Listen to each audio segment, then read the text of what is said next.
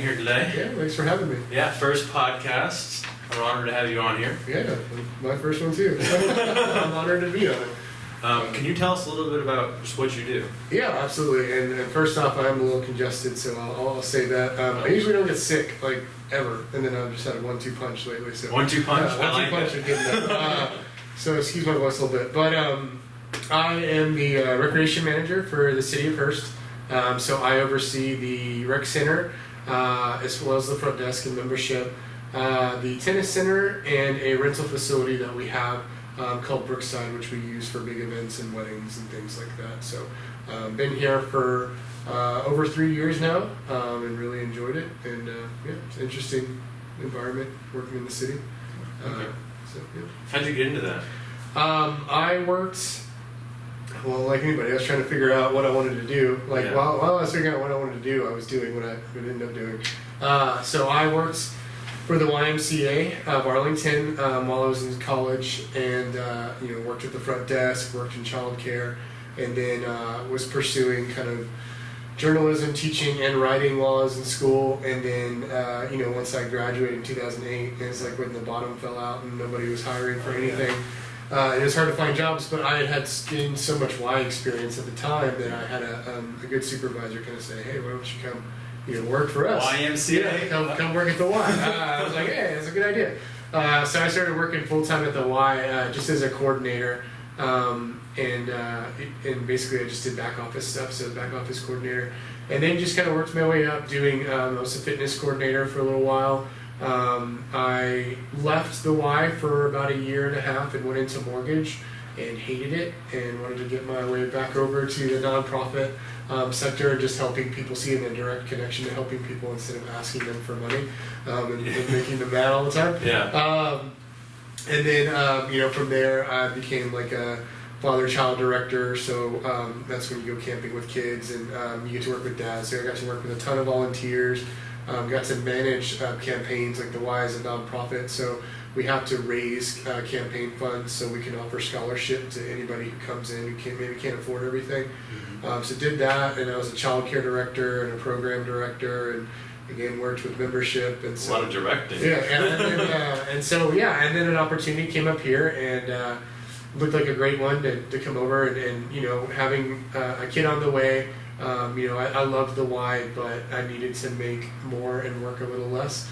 So I just kind of felt a calling to come into the city environment and really enjoyed it so far. So. Okay. Would you consider that your passion? I think my passion, I realized when I was at what felt like a crossroads after I left the mortgage industry, I realized that what I wanted to do is I wanted to directly impact those around me or my community, and I think that's what drew me back to going to the YMCA. Is I saw that direct impact, and I saw the smiles and something they tell you just like the little things you look back on and smile. And so like I used to be in charge of like a dance program, so it was like little kids like 3 to 8 dancing, and so I had to buy their costumes and everything, and they wore their costumes, and I had to throw the dance recitals for them and stuff and get all that ready. And then it was just funny me doing that, but then doing the MC and stuff for it and just watching all the parents and the smiles and the kids having like a lot of fun. And same thing with father child, like organizing all of it and seeing all the smiles of the kids and the lasting impact it has. That was what was really gratifying for me and kept me going, and that was my fuel. So. Interesting. So your passion is helping people through recreation and things of that sort? Yeah, just quality of life, I guess. Whatever we can do. I like to look at the fun side of things, I guess. I can see that. Yeah. Which is, I think, what kept me from being a teacher. I liked working with kids, and I was a teen camp director, and I loved working with teens, and I was going to be a teacher. And I got certified to teach, but then I did a long-term sub. Teach what? I was going to go into junior high just because I liked that age group and just saw I think it's a very definitive time in your life where when you go to high school, and that even more so, but it kind of can steer you in the right direction. So I got certified to teach within a long-term sub for 6th grade, which was pretty close to what I'd be working with, and just realized, man, I don't want to teach. And it just was the lifestyle and everything. It wasn't necessarily for me. You know, I just like to have fun and worked with kids that really, you know, wanted to be there and wanted to have fun, and it was challenging for me. So I guess that's something, you know, that was a big challenge for me, is working with kids who didn't want to be there and who just didn't care. I never really thought that way when I was a kid, so I had trouble wrapping my mind around it and like why they think that way and how to get them engaged. So how have you used that skill of working with people that don't necessarily want to do it in other places in your life? I think, and the main thing I've learned is just encouraging people. You know, thank you and good job, and I see a lot of potential in you, looking for the potential in people, looking what their strengths are, and really trying to build those up. I think through those experiences, I got to start to read people pretty well, especially working in customer service. The more people you work, you start to be able just a skill of just reading people. And so when you can see those things and you can see, you know, what people are struggling with, I think that's the key, just defining what they're struggling with and seeing what they want and really nurturing that along. And then I've just found being overall nice to people and complimenting them and saying thank you when they do something for you, making them feel like you're really appreciative just goes a long way, and getting them inspired and making them feel smart, encouraging them. Hey, this is, you know, you're doing good things here, but let me help you get you to the next level. Let me, you know, lead you down the path. And I actually went back and worked with kids again. When I was at the Y, I did it's called Youth in Government. Yeah. And I kind of was made to do it at the time, but because they're like, oh, Jordan can do this, he's perfect for it. I'm like, okay. Voluntold. Yeah, exactly. And I just didn't know a whole lot about the program or about like writing bills and stuff like that. But I ended up just getting handed like this program, and then within 2 years, I had three different schools in Arlington and Mansfield under my belt, and then you know, I ended up having 50 kids that I was taking to Austin to compete in this huge program where over 1,000 kids were from all over the state were going, and so I had to teach them how to write bills and you know, mundane. Yeah, but it was so much fun. It was so rewarding. Like I looked forward to going to their schools once a week and working with them and seeing what they turned in and trying to teach them about debate and just how how to read people, how to read your opponent, and you know, or people who are debating you, and you know, what to focus on and how important presentation is. And so it was so fun. It was like when I came here and left the Y, that was one of the programs I missed the most. I really missed leaving, because I had a kid who he came from Michigan, Flint, Michigan, and his parents moved him down here just because of the situation in Flint, and he wanted to be so Youth in Government actually has a youth in government governor, so who leads the whole thing and has other offices that. Is it a kid or is it So he's in high school, and so I had this kid email me one day when we were about to get started, and he was like, "Hey man, can you come to my school?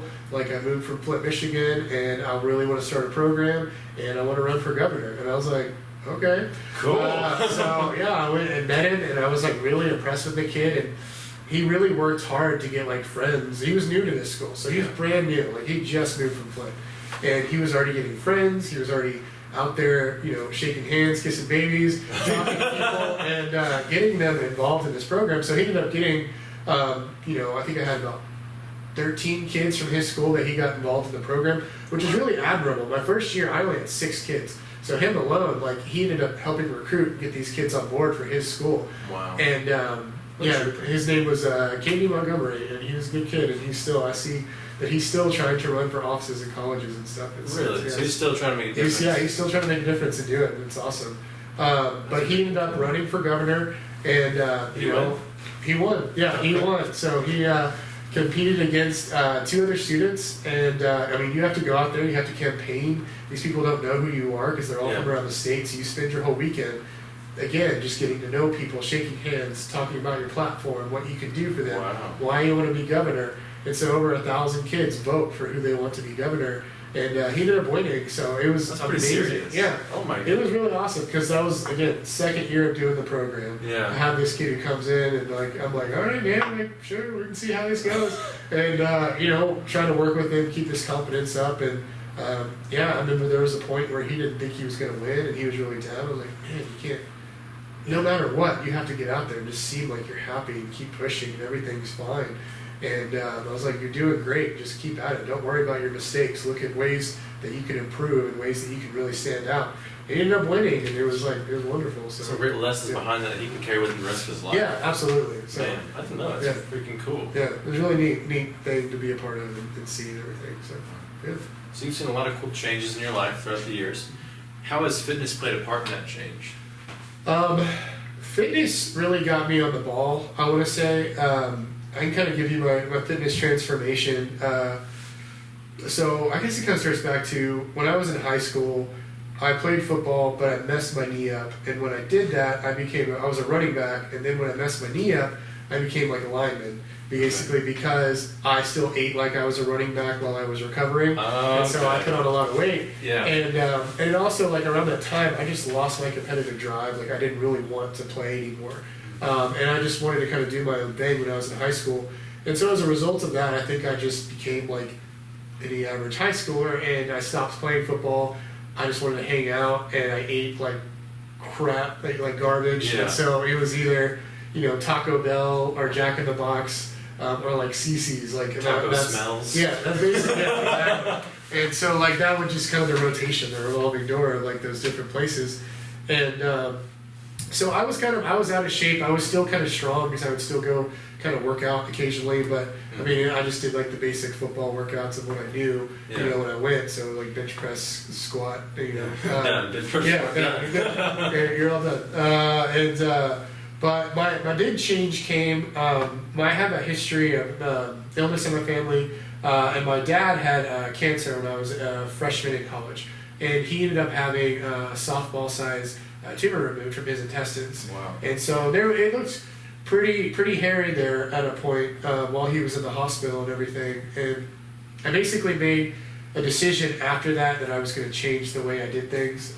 So I stopped eating fast food. I changed my Cold diet. turkey, just cut it. Pretty much stopped eating that stuff altogether. Wow. And I had a friend. One of my good friends was getting into fitness at the time, and I just went to him. I was like, hey, and he had tried before to kind of get me to get on his regimen. I was like, hey, I'm here. I'm your student now. Teach me what to do. Yeah. Okay. And so he basically told me to cut a lot of stuff out and what to eat and how often to eat and how to train and everything. And so I think around that time.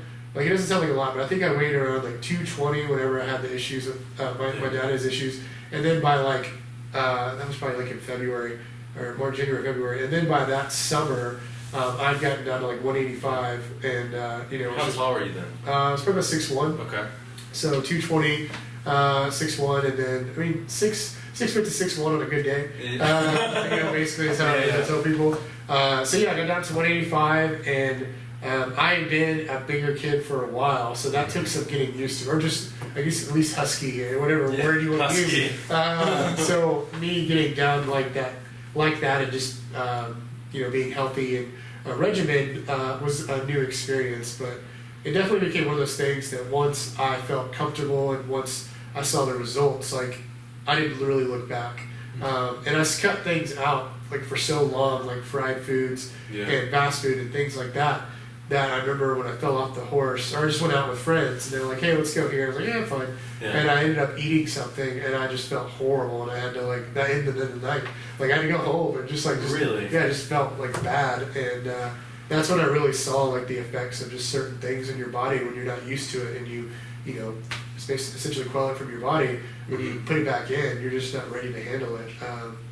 And that kind of kept me on the train. That was a good lesson. And been kind of the same ever since. So that was when I was 20. Yeah. Wow.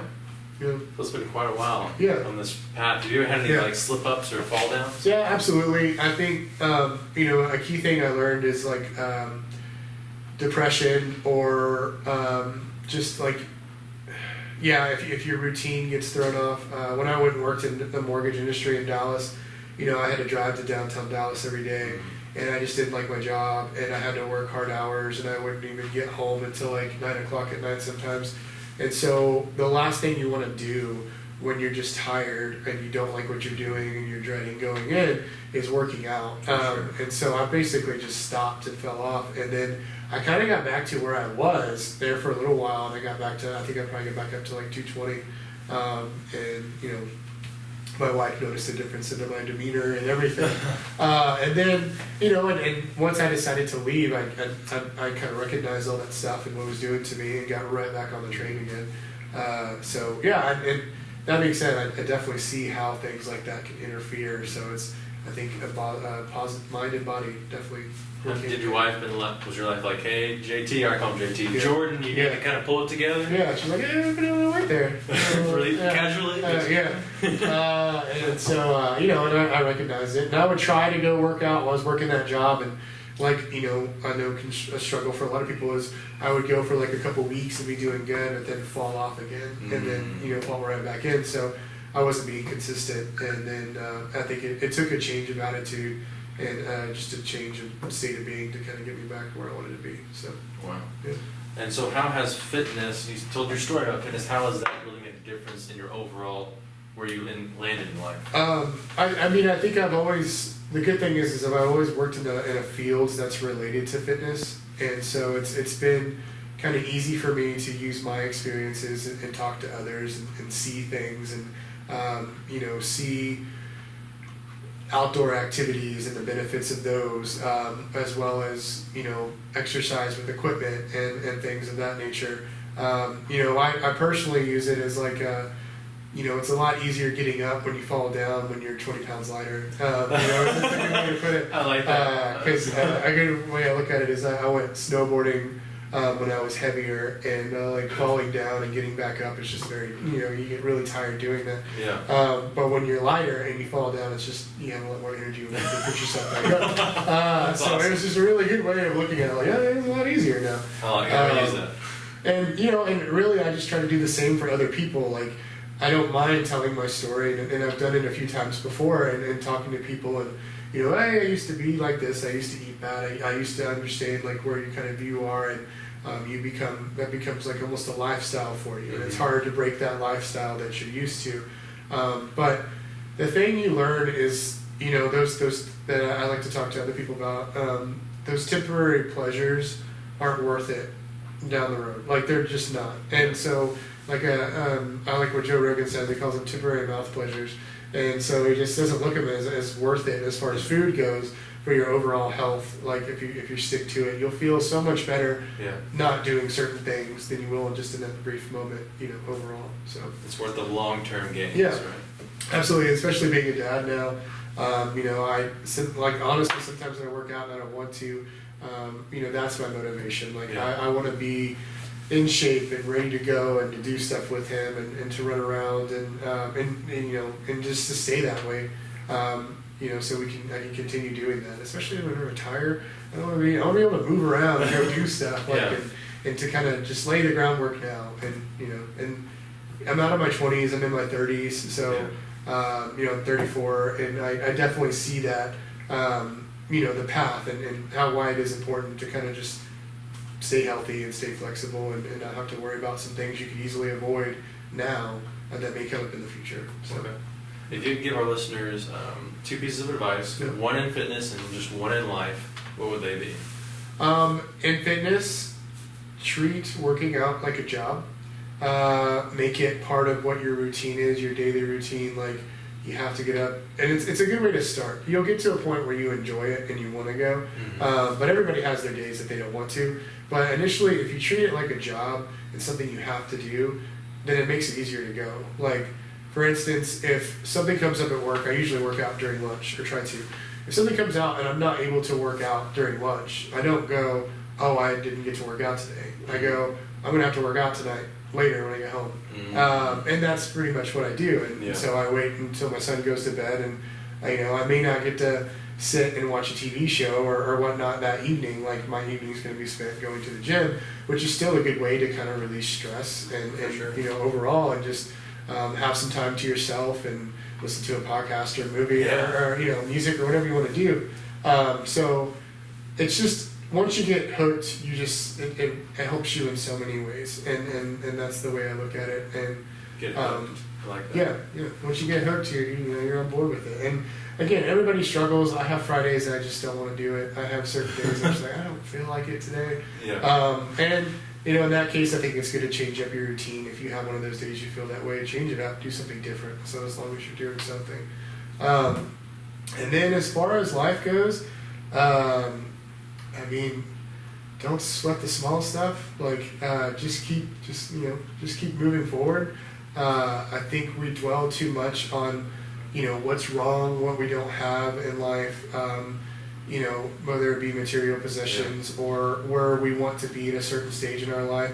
Dwelling on the past like that is dangerous, and you just have to appreciate every day you have, and keep moving forward.